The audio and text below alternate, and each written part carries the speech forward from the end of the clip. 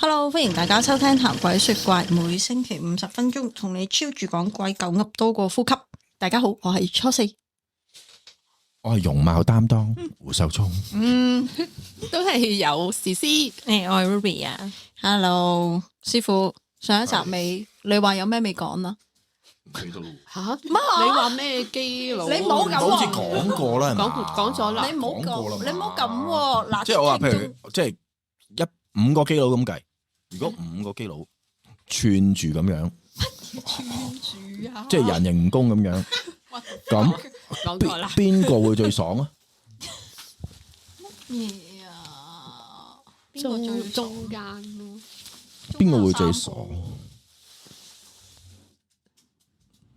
點解咁認真嘅？你哋真係咁認真咁思考，人形蜈蚣邊個最爽？第二個咯，點解？唔使用咁多力，唔使用咁多力，後邊多啲力。唔係，答案真係第二個，但係個理由唔係咁。咁係咩啊？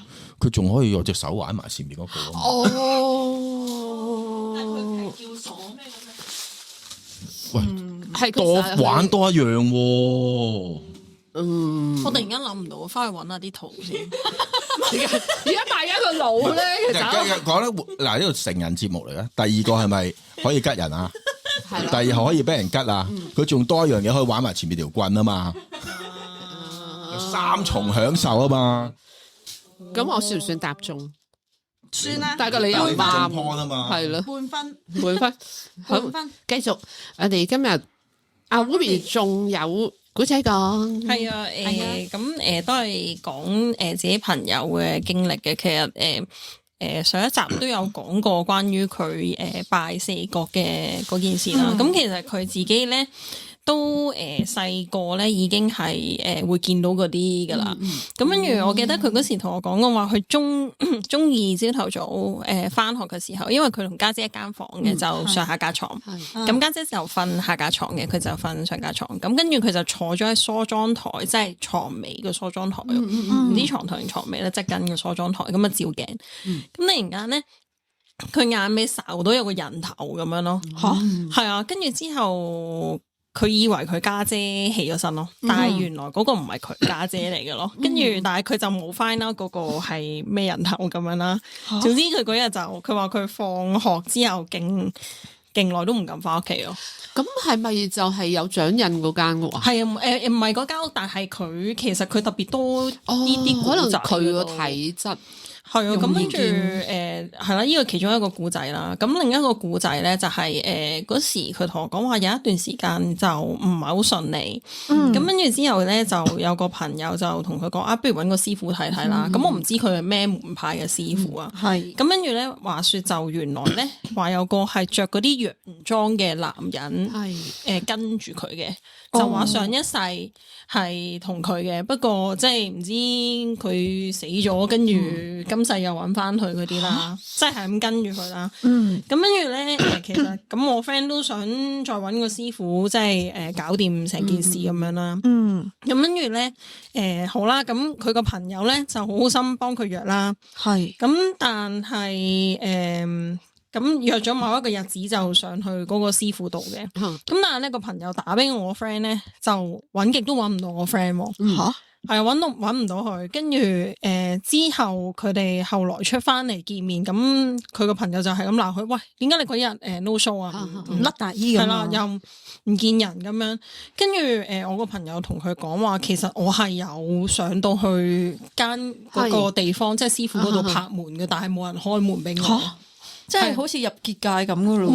佢咁樣講咯，跟住佢話，但係其實佢個朋友打俾個師傅，話個師傅其實喺嗰度噶咯。係，跟住佢就咁啊，有啲嘢唔想佢哋見。係啊，跟住佢話唔知點樣，最後就冇事咯。但係我就冇特別再 follow up。但係跟住後尾就總之就冇再見到啦，或者都冇特別事。佢冇啊，啲頭度係啊，不過佢自己係佢覺得佢自己體質係。有少少即係會易啲見到呢啲，同埋佢話佢因為而家佢多數佢會去佛堂嗰度即係誦下經啊嗰啲咁樣咯，係咁佢就覺得好啲咯。係啊，同埋因為咧，我有陣時聽咧，即係有啲人咧都以為自己陰陽眼，或者以為自己撞到呢啲嘢就有所謂嘅靈力高啊。但係我自己睇法，我覺得唔係咯。其實你係弱咯，調翻轉頭，即係你先至同你神通鬼通係兩樣嘢嚟噶嘛。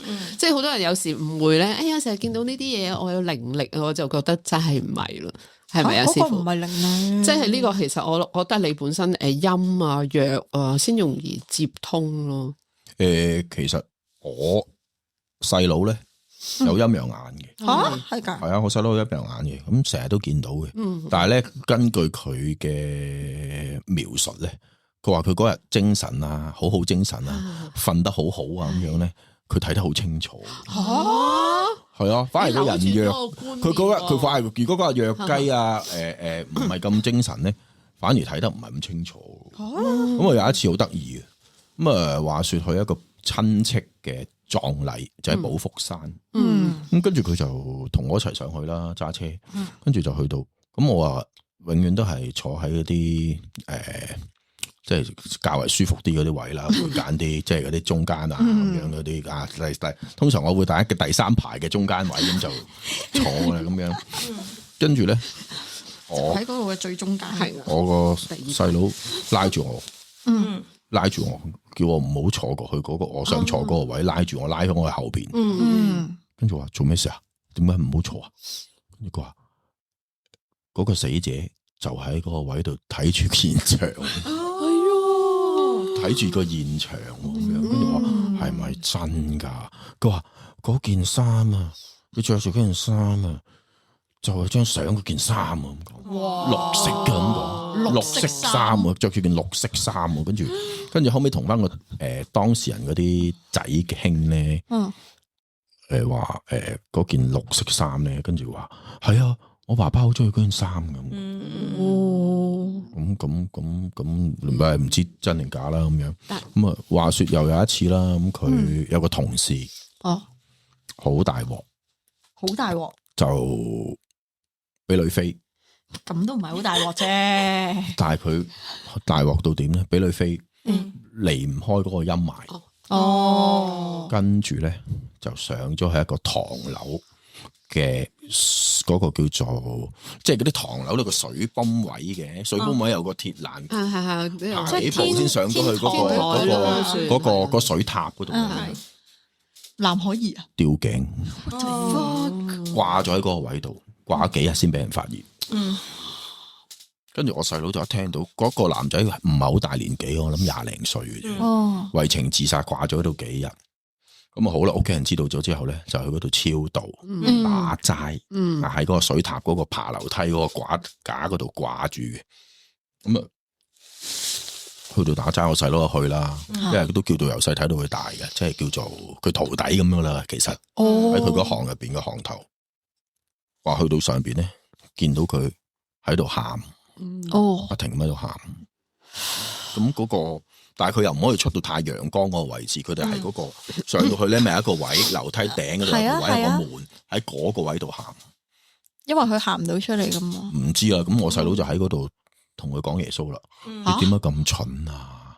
咁戇狗啊？做啲咁嘅嘢啊？你細佬咁大膽嘅。跟住佢就嗰個男仔就同佢講話，即係喺度喊咯，淨係見到佢喺度喊咯，但係未必即係可能可以交流到佢究竟做咩事咯？即係我細佬就話好心傷咯，見到自己個徒弟咁樣死咗，又喺度喊，跟住同佢講嘢，同話佢點解咁蠢啊？點解要做呢啲嘢咁樣？又覆佢唔到嘅，唔知就溝通唔到，但係見到佢喺度喊，不停咁喺度喊。咁後尾我問佢，結果有冇走啊？咁樣話應該冇，走唔到。我想話你，即係嗰啲其實嗰啲叫地綁靈啊嘛，係啊。佢話我有冇走到喺嗰度？佢話冇啊，好似都見到佢喺度打完個堂齋都仲喺度。師傅有冇超度過啲自殺走嘅人啊？嗱，基本上咧，可能因為性格問題，師公俾我嘅任務咧，同我太太嘅任務咧係截然不同。我太太就專責負責。差唔多係超度，基本上佢依家有個 course 咧，即係師公俾佢嘅 course 啊，唔係佢自己嘅 course。佢係呢大半年咧，係一個禮拜，最少要超度3日。哦，最少超度3日。係啲人走上門，唔係施工。佢依家佢唔係打坐，佢個施工同佢嘅溝通就係話佢要去做呢一份功課。咁每次嘅施工咧，就會每一次咧就會集合一班需要超度嘅亡靈，去等佢去超度，然後帶佢哋走。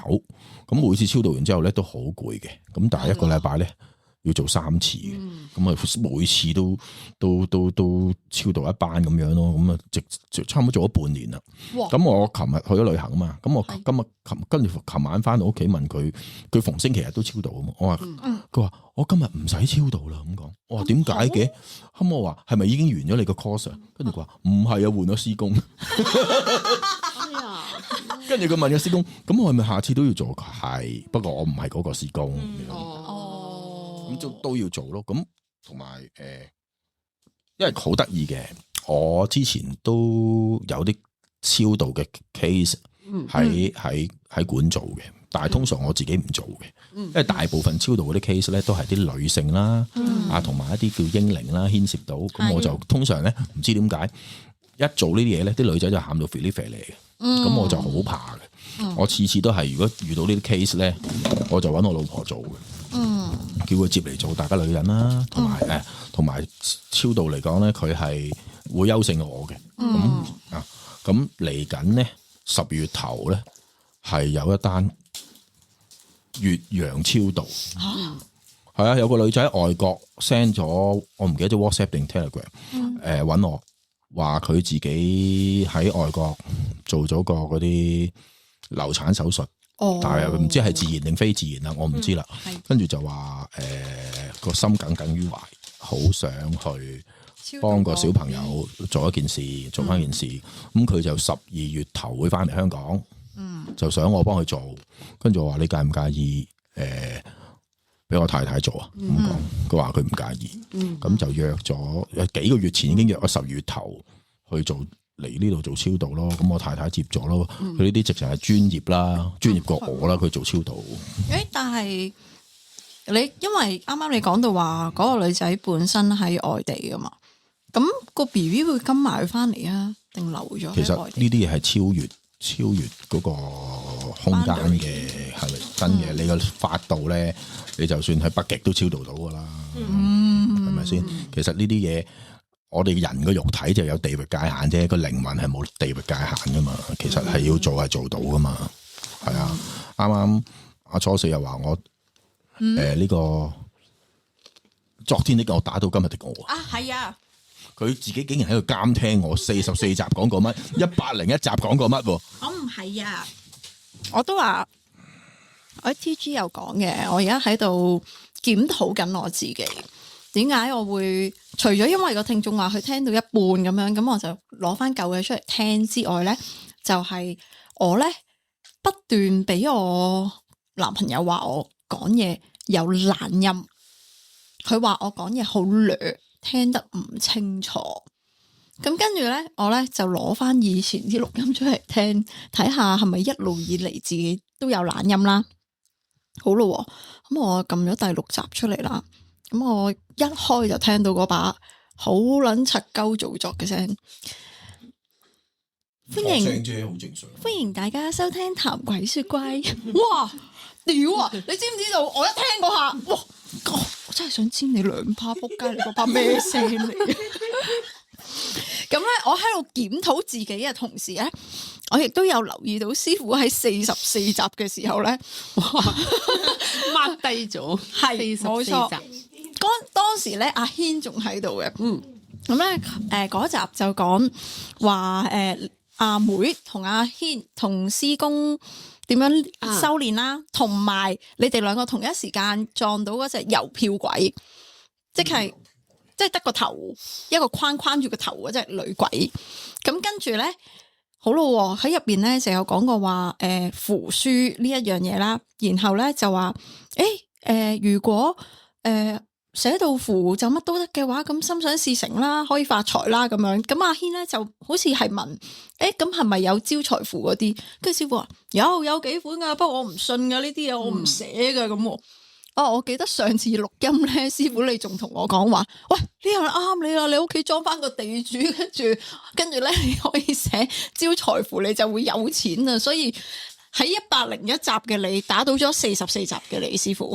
我想講一件事先，係關於呢個問題，昨天的我打到唔係，今天的我打到昨天的我。不過我想話44集嘅你好撚清楚自己係咩人，因為你講完話，嗰啲嘢冇撚用嘅，跟住就話，不過咁我會可能明天的我打到今天的我自己講定噶啦，係啊，戴咗頭盔噶啦，係啊，你有戴頭盔，唔係因為咁嘅，有個超級 fans 咧，就叫嗱嗱子，佢一無聊咧就會翻聽，佢真係好中意，佢真係好中意呢個節目嘅，跟住咧佢就話啦，師傅，我發現咧有啲嘢咧，你之前講嗰啲咧，同之後講嗰啲咧，雖然係同一個古仔，但係有少少出入咁講。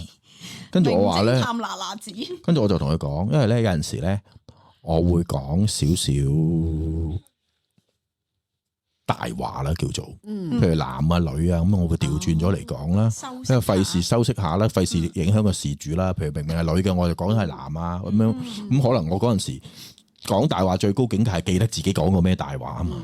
咁但係呢啲咁無聊嘅嘢，我係唔記得噶嘛。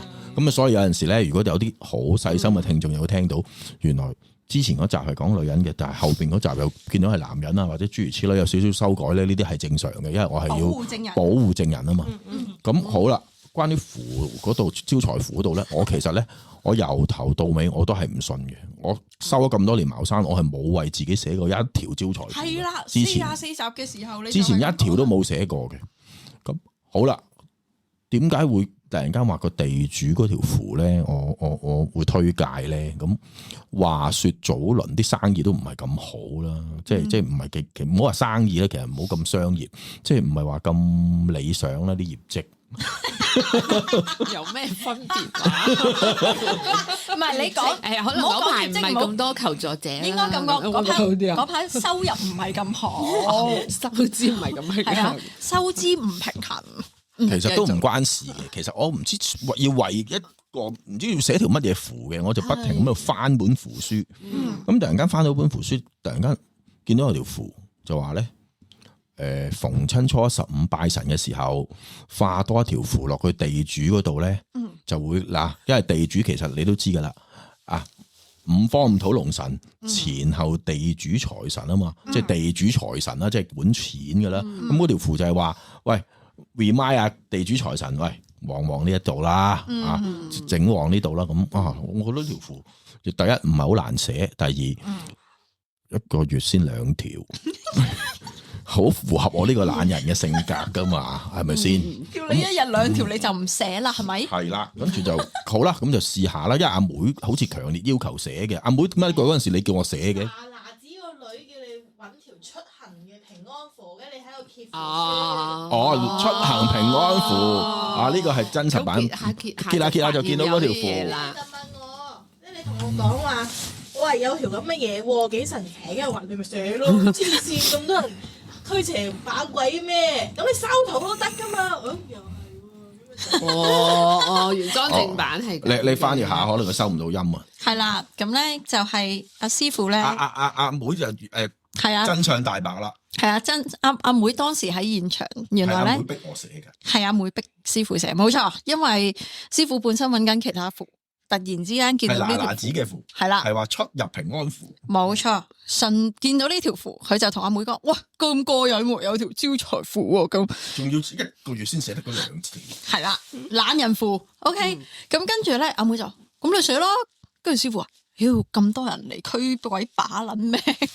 即係我成日都講嚟得茅山館就通常都係驅邪噶啦，所以衰嘢噶啦。咁你招財，咁你即係叫好多人瀨嘢，好多人撞鬼咯。咁你有第2個技能叫做睇盤啊嘛，又可以睇風水噶嘛。阿妹就咁樣講，我係咁樣，跟住就真係好認真咁寫咗嗰條符出嚟，開始初一15去燒啦。係咁燒咗幾耐？我哋大約有冇5個月啊？4個月啦，差唔多半年啦，依家差唔多半年，燒到差唔多。一開始燒就已經好，直頭係好唔同喎，嗬。只係每個月就會有徒弟新係，跟住咧，即係總之阿妹就覺得，自從寫咗呢條符之後咧，個場咧就真係又旺咗啦，又多咗人啦，又我放假又少咗啦，咁樣咯，即係覺得係幾 work 咯，咁就啲另外其他嗰啲徒弟覺得都好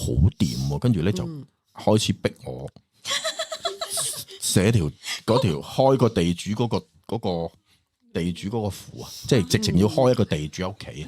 第一個咧就係阿大聲，跟住第二個嘅咧就阿 Vivian，Vivian 仲要想兩個喎，阿媽屋企一個，跟住佢自己一個，跟住我話吓，你嗰份職業都唔使招財。係啊，我記得師傅就係咁講過。你嗰份職業都唔使招財啦，打工仔招乜鬼係財啫？跟住佢話我炒美股噶，嗰份先我正職嚟嘅。唔係，我想話咧，我啱啱諗到啲咩咧，師傅，嗰啲你知香港而家，我問佢，咁你阿媽點解釋咧？退咗休唔炒得㗎？更加係唯一嘅職啊！我想話咧，而家香港好多啲死場噶嘛，即係 even 旺角啊、西洋菜街啊，都有啲以前好旺場嘅，而家變晒死晒噶嘛。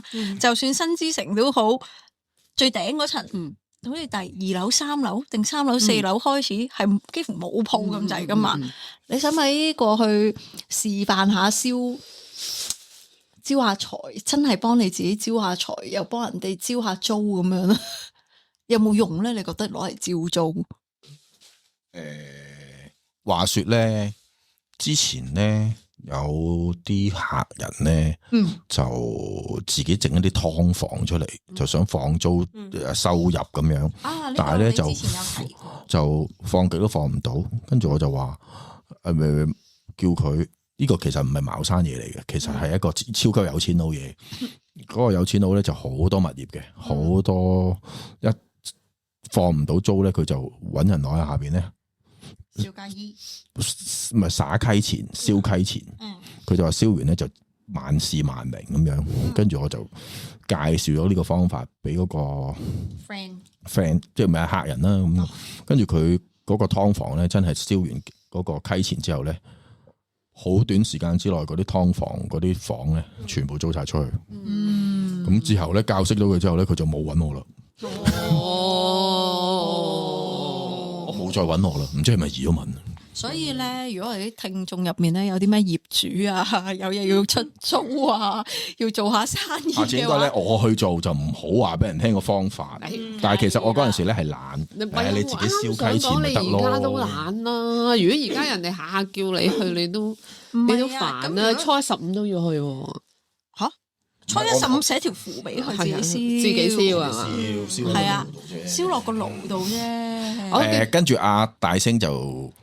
頭嗰幾次就我幫佢寫咗，跟住後尾大聲就冇貨啊，佢自己冇貨啊，跟住我話你自己寫啦，跟住佢就自己翻咗嚟買支毛筆自己，你見到佢寫符嘅就係為自己寫嗰條初一15符，因為我大聲都係正職噶嘛，我問佢又要整呢個又炒美股啊咁講，跟住佢唔係佢成績幾標炳喎呢排，佢話佢自己嘅大學學費啊，幾次旅行啊，全部個美股。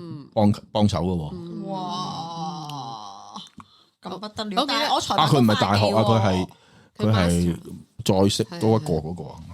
但係我財帛宮化忌喎。咁化忌係周轉不靈啫，唔代表搵唔到錢噶嘛。你又啱，係咪先？我記得師傅初燒嗰時咧，我哋初15翻去咧，仲個個都想滗走佢。師傅用咩又劈嘢喺度啊？我問完佢一次，又到拎先話。誒，嗰度有啲污糟嘢喎，有啲污糟嘢，咩污糟嘢？你哋唔識嘢啊！佢冇講啊，有時都突然間個腦咁嘅，有啲嘢喺度嘅。嗰陣時阿妹咧，逢初15會提我嘅，燒符啊，陣間又唔記得啊咁講。而家唔使提啦，記得。而家唔係啊，而家唔提啦，佢都唔得閒。阿妹有資源比較忙啊，係啊。你知唔知？你知唔知？我好耐冇見佢啦，跟住頭先見到佢啊嘛，跟住喺個館度，我第一眼見到佢，你知我講咩？咩啊？咦，幸福妹好耐冇見啊！唔係我哋戥你開心啫，咪係咯，阿妹哎呀，頭先冇睇添，喂，睇咩啊？舉哥嚟睇下，舉咩啊？舉哥嚟睇下，佢唔睬人啊，陣間攞嚟睇，啱啊！陣間攞嚟睇。嗯，好啊。哇！咁但係，我覺得真係有得做喎，師傅。咩有得做？你係時候要開始幫你條招財符定下價。唔係，但係嗰條符係有啲規限噶嘛。首先你要有個地主先啊嘛，咁個地主要開光啦，要有，其實個地主有啲符要黐喺嗰個位度嘅。商業大廈嗰啲好多都會有噶嘛，唔本身係唔好多商業係就大廈都有咁樣啊，地主㗎嘛其實有咁原來一個好似啲係好似頭先講嘅金魚就金魚嘅生意啦。係知咩叫金魚生意啊？鹹濕嗰啲啊，唔係，我有個 friend 真，我有個 friend 咧真，我想講我都未敢講 Ruby 啊，鹹濕嗰啲啊。唔係啊，我個 friend 咧真係開金魚檔噶，喺紅磡。咁但係咧佢而家改變咗啦，佢依然係同金魚有關，但係佢係幫人哋啲 office 咧 set up 個缸魚，然後打理個缸魚。總之咧，個個星期去換水啊，唔係個即係都係風水魚嚟嘅，其實都係其實係會幫佢打理啦。係條魚瓜咗佢即刻畢咗佢，跟住又擺條新嘅落去啦。咁即係一個維護嘅咦幾好喎呢嘅個生意嚟嘅。咁即係其實如果嗰個地主就係逢初15我就要落去燒條符落去，然後係一個維護嘅收月費，咁係咪好 romantic 咧？係冇錯。但係逢初15我你邊度去到咁多個唔鋪？係啊，咦嗱，service 嘅嘢咧有分嘅，好唔好？等一陣間先，嗱，你哋喺度拖住時間先，我急尿。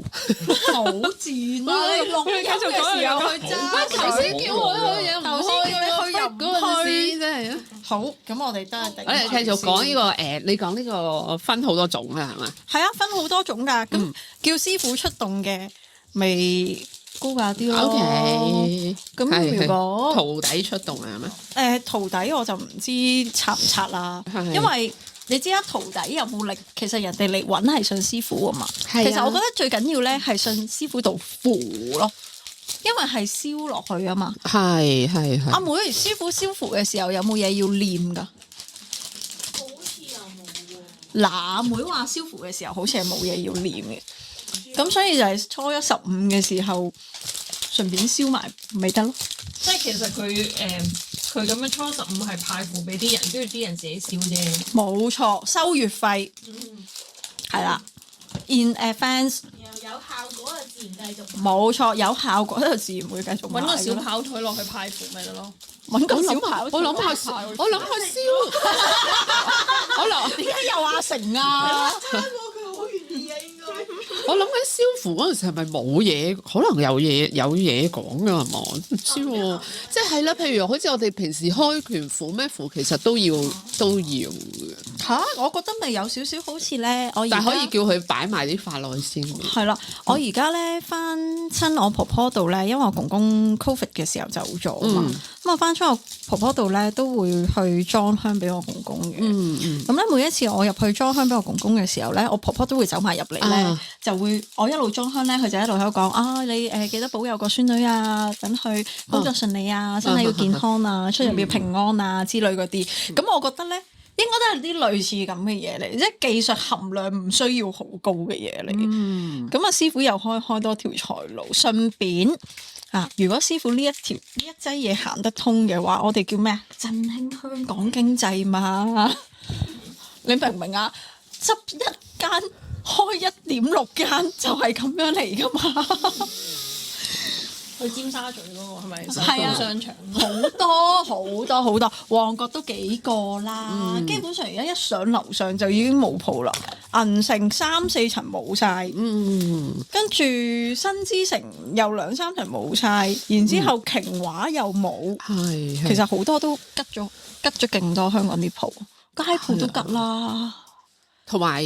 即係身邊都有朋友失業啊，其實真係差咯。係㗎，而家係差㗎。咁如果師傅將招財符真係幫到美股嘅話，咁我又有啲心喐啦。不過我未必肯制。我阿爸幫你確保你個地主真係有神。要確保個地主有神係嘛？係。開一次光，咁咪就係開一次光。但係我想話咧，有地主使唔使日日裝香㗎？最好要最好早晚日早晚裝香，係啊，早晚。咁佢如果真係我頭先講嗰啲商業大廈，你有管理團隊噶嘛？咁屌實有人日日幫佢裝香啦。不過要記住初一15燒多條符，燒條符唔使講嘢噶嘛。你照住個符入邊啲字讀晒佢。係咯，係讀晒佢啫但係我嘛。想問下，啲符嗰啲字，我哋睇唔睇得明㗎？睇得明符嚟嘅嗰條，哦，即係明符就其實你睇得明嘅，啊暗符咧你睇唔明嘅。因為我都唔識呢啲，即係睇得明嘅啲係睇唔明字嚟嘅，間唔中有一兩粒字，可能你真係未必睇得明，但係應該都大部分明嘅。因為咧，但係我頭先但係你話照讀嗰個人咧，即係唔使，即係譬如嗰個人自己又唔使有法啊，乜嘢都冇嘅，噏就得噶啦。其實嚴格嚟講，梗係揾個識有法嘅係啦落去念啦。嗯咁但係你要就好似阿分身大星咁，佢自己佢都有啊就自己有嘛。咪咯，咁啊，你問我咧，大約半年啦。嗯，咁其實呢半年都我放假少咗好多咯，勤力咗，被逼勤力咯。投訴啊！即係嗰啲話一個禮拜見我2日嗰啲都冇晒咯。咪就係咯。以前一個星期見你2日嘅啫嘛，呢日翻唔翻館？過2日啊。佢聽日又要翻啊！咦，你聽日又翻工啊？禮拜4又要翻，禮拜5都要翻啦。唔係禮拜4不嬲，你而家都要翻嘅。你開咗班嘛？禮拜日你又係要翻嘅。哎呀，突然間諗起咧，我都爭人好多嘢啊，師傅。爭咩？嗰個觀塘嗰個屋咧，要 renew 嗰啲符咧，跟住連埋咧，佢自己唔知邊個咩咧，佢問咗我幾個月嘅，攞15個5類符，然之後咧係啊，派街坊啊？唔係咪觀塘嗰間屋，然之後佢自己即係仔女啊，即係嗰啲咁樣啦。觀塘嗰間屋係咪整完之後好咗好多？點講咧？佢話佢冇再見到嗰個阿婆啦，咁但係佢嗰個叫咩啊？佢家姐個仔叫咩啊？即係咪話咩嘅？記唔記得？廢青，係啦係，咁佢話其實都係咁樣咯。佢個廢青係人嚟噶嘛，大佬。咁又係佢性格係咁㗎嘛係啊，同埋我哋睇過個款啦，其實過2年就好啲噶嘛。咁即係佢話都係咁樣過完個節就避咗佢。嗰個阿婆勁啊！嗰日同我去嗰幾個全部撳入嗰間房啊，自動波。同埋佢成日都有呢個問題嘅，但係我都唔識答佢，我又冇去過。咁佢就成日都話，到底佢走咗定係踎喺門口咧？會唔會有一日翻入嚟嘅咧？你答佢咯，到而家仲係一個謎。點解要咁樣啊？唔係，即係咁我話，咁冇辦法，你又唔喺嗰度住，咁其實冇嘢，咪當冇嘢咯。咁佢就好緊張啊！你知，你話係要 renew 咁啊，爭佢嘢啦。跟住我啲朋友同事就諗起嗰啲麒麟咧，我又發現咧，我喺度呼籲下。我唔見咗一對細嘅麒麟啊！喂，但係玲玲先話佢見過啊，我唔知。佢話佢早2個禮拜先唔見咗對唔喺館啊？早2個禮拜係有對麒麟仔嘅，係咪啊啱，但係唔係你嘅，係我訂翻嚟嘅，係另外我俾一個客咧，係俾佢個太太擺翻喺公司嘅，我係特登訂翻嚟嘅。咁即係我對神早唔即係你嗰對咁古老嗰對咧就唔知啦，嗰對係早2個禮拜前嘅事嚟嘅。佢係攞咗一個頂啦，攞咗個山掛啦，攞咗一對麒麟嘅。咁玲玲先見到嘅係個客嘅，我就話吓，佢話佢見到喎咁樣，咁啊訂麒麟啦啊！咁你應該問下麒麟城啊嘛，咁麒麟怪。好討厭啊！阿成咧，點解喺呢幾集咧都係用啲咁奇鳩怪嘅方式出現？唔係，我發覺其實但係你知唔知其實我好大鑊噶？咩啊？阿成好小氣嘅。係啊，佢有一提咗你本好多次佢有一本小氣簿嘅，佢話所有激動到佢嘅嘢咧，佢就抄咗嗰本簿度咧，第日會報仇嘅。係啊，佢嗰本簿入邊成本都係我。佢都係記仇。我覺得阿成咧，我覺得佢咧係小氣嘅，但係又可以寫落小氣簿啦。但係咧未講完，但係佢又唔係。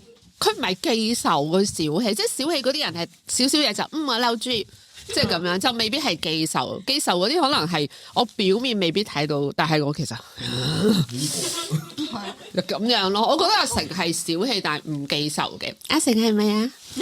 我想話咧，你頭先講嗰句嘅時候，我本身飲緊水，點啊啲水焗晒上兩個鼻哥窿邊一句啊度，好好辛苦我而家。邊個啫？我冇噴出嚟，但係啲水喺個鼻度攞下跳嚟。即係可能阿成會覺得一代靚仔俾你玩到體無完膚。係你玩佢，我冇。我哋從來都冇玩佢喎。我師傅妒忌阿成靚仔。咁又唔使，師傅都真係好型仔嘅。哇！我好似佢咁大嘅時候啊，哇秒殺佢啦。係啊，真係完全唔同 level 啊！你啊，係啊，佢係咪每集都會追聽翻㗎？真係。係啊，佢係恐怖到我哋未出街嗰啲，佢問阿妹攞㗎。佢係即係今日攞3集，佢聽日就有㗎啦，隨阿妹你時。可唔可以咧剪晒佢嗰啲，淨係俾佢，但係我哋播出嚟咧係原裝嘅。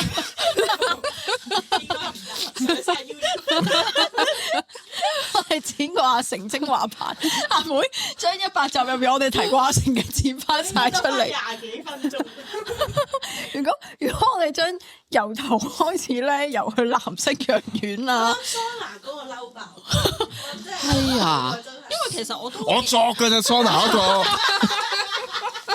我記得佢都係南丸仔開始記得佢咯，同埋泰拳咯，係啊，泰拳都係藍色藥丸係啊，啊，藍色藥丸啊，咪就係咯，搞唔掂喎！我想話咧，我哋應該我咪將嗰個角色代入其他人啦。可以就係講佢男你講多一個人出嚟冚住佢，但唔可以同一個故事，你要即刻諗，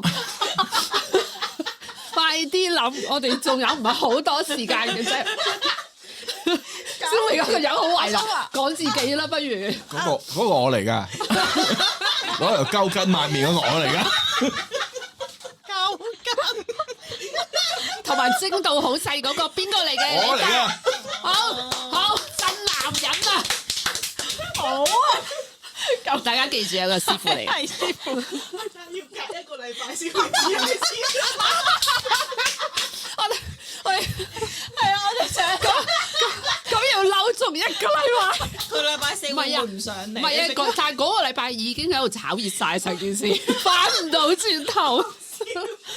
我哋調一調啊，不如第3集開始。好啦，喂，你考聽眾嗰啲聽咗9嚿咯，咁九唔得吧？我想話，我去提阿成嘅 Airtime 咧，應該有4-5集咁多，即係將關於佢嘅剪晒落嚟咧，應該有200-300分鐘。一冇嘢講就提佢。其實佢點解咁有討論價值嘅咧？我喺度諗緊。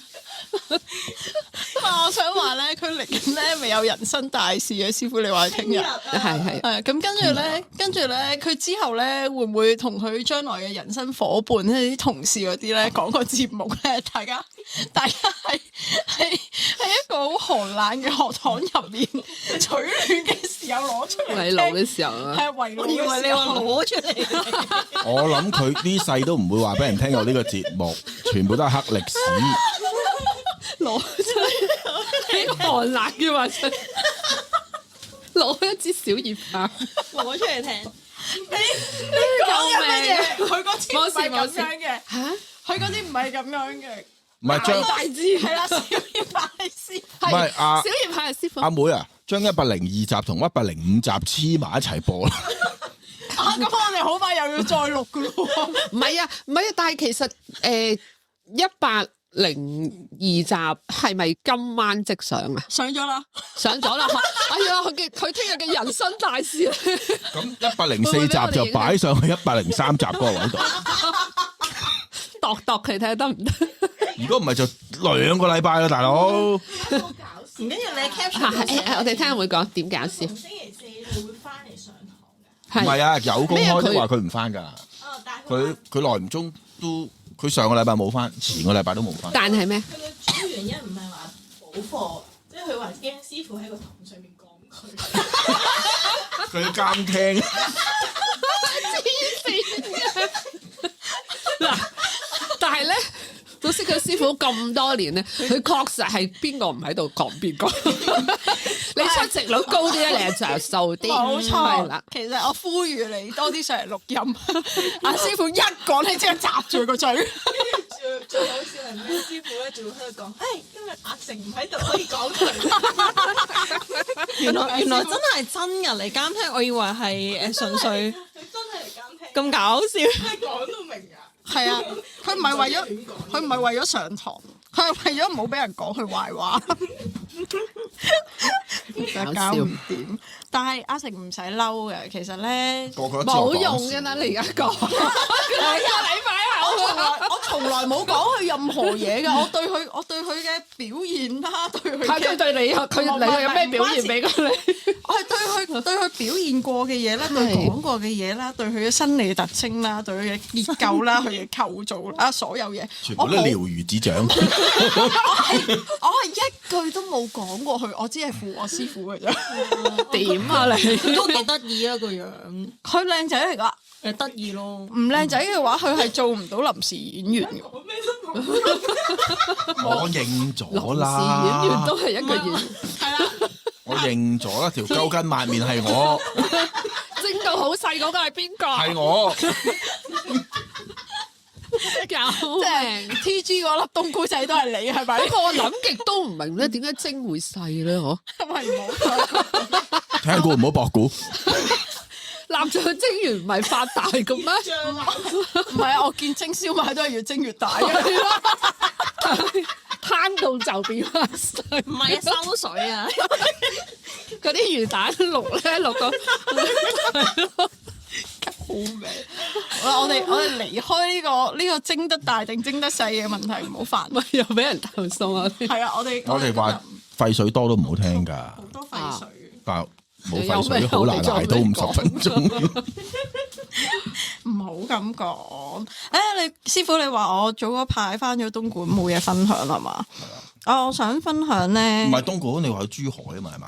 啊你自自駕遊嗰日係上去同爸爸食生日飯，咁珠海咧就冇乜特別嘅，但係咧我想分享啲咩咧，就係分享我屋企喺暑假嗰段時間啦。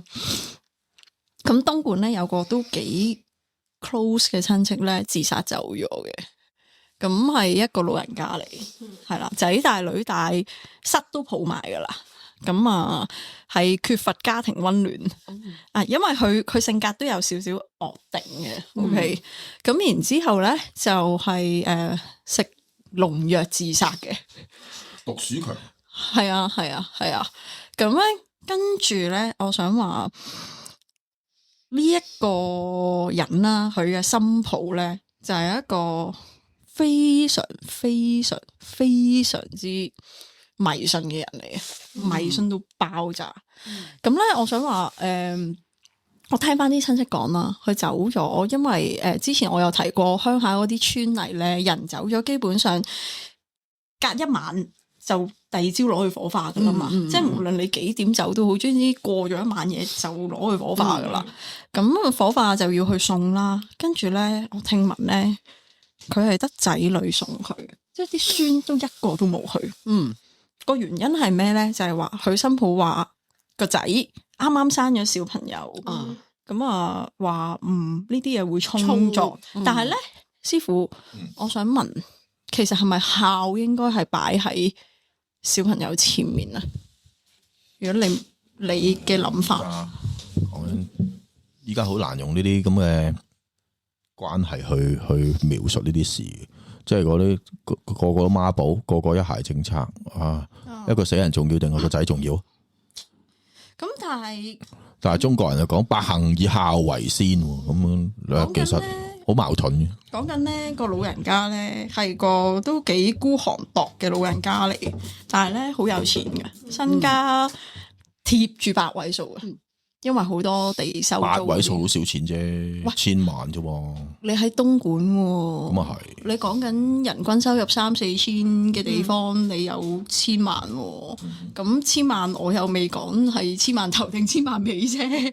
咁接近8位啊嘛，即係未夠1000啦。過咗，都係8位嗰啲咁上下啦。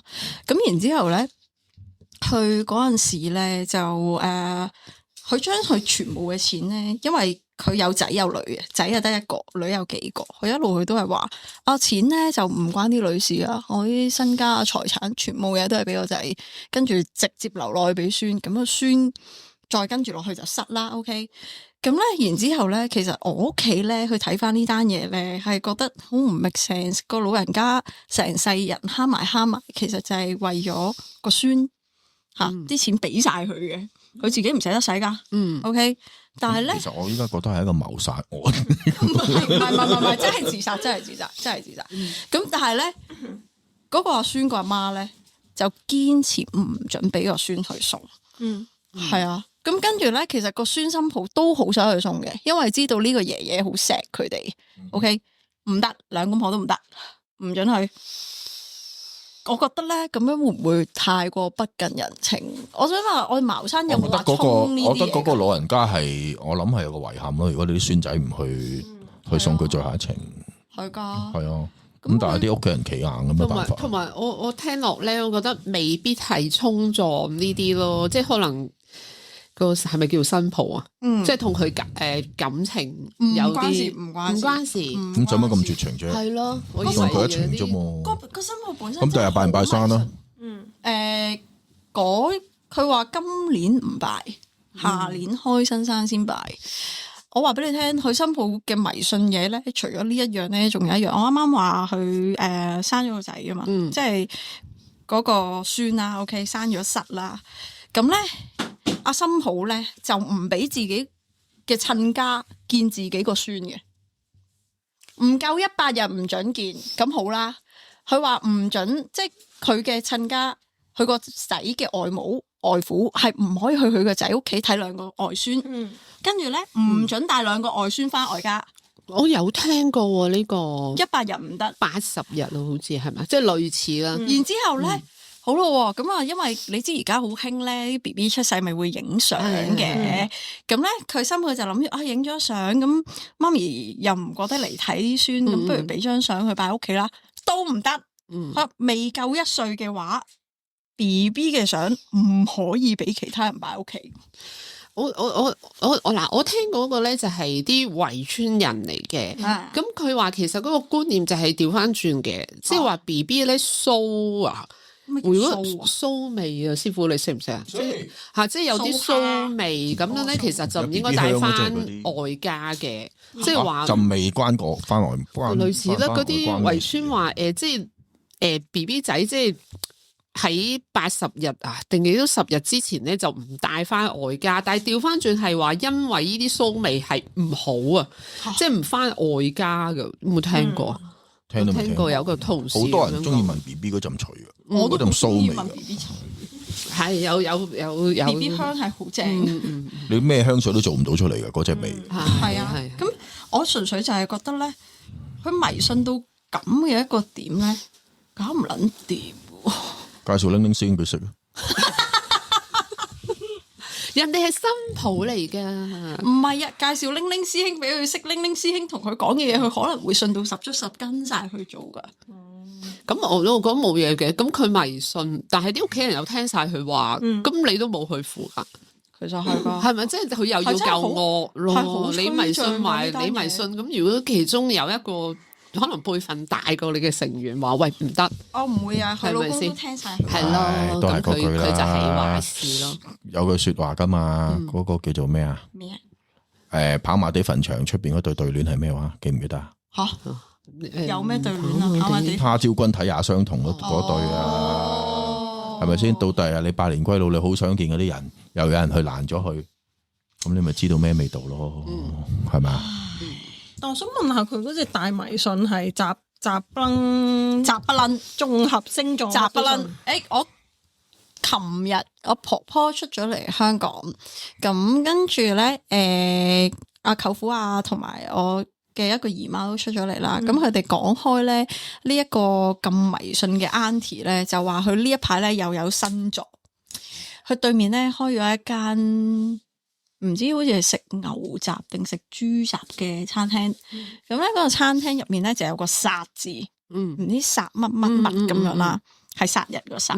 跟住咧佢話咧阿 auntie 咧走去村委會投訴，係佢咁大個殺字喺我屋企對面，佢好影響我屋企啊！咁咧就話要村委會咧要嗰間嘢改名，一係咧就攞個招牌落嚟，咁梗係冇人睬佢啦。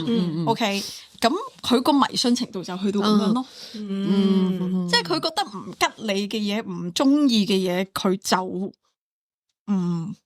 全部集嚟晒咯。而家都越嚟越少喎，即係好少人。但係你知唔知佢幾多歲啊？